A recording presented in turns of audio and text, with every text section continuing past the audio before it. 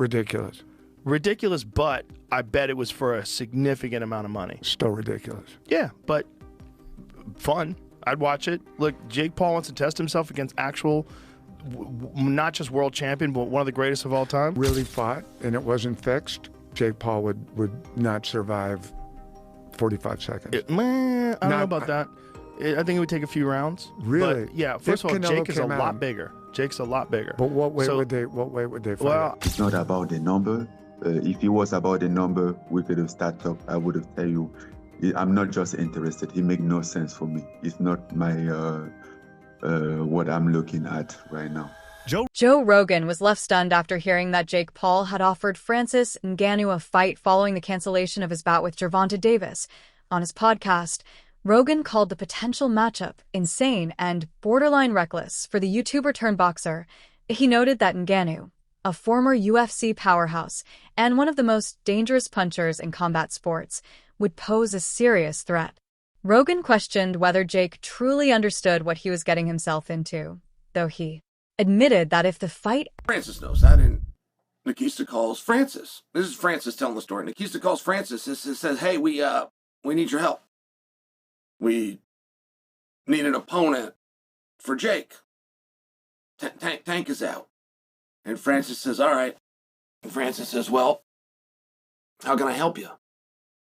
And Nikista says, well, we're looking at an opponent for Jake. Tank Davis is out. And Francis says, all right, but specifically, how can I help you? Nikista takes a third swing at the bat. He says, well, we need an opponent. We need a boxer. We need a partner. We need somebody to fight Jake. Tank is out. And Francis asks him again, okay, what specifically can I do? After Jake Paul's exhibition bout with Gervonta Davis fell through amid Davis's mounting legal troubles, Paul and his team began searching for a replacement opponent.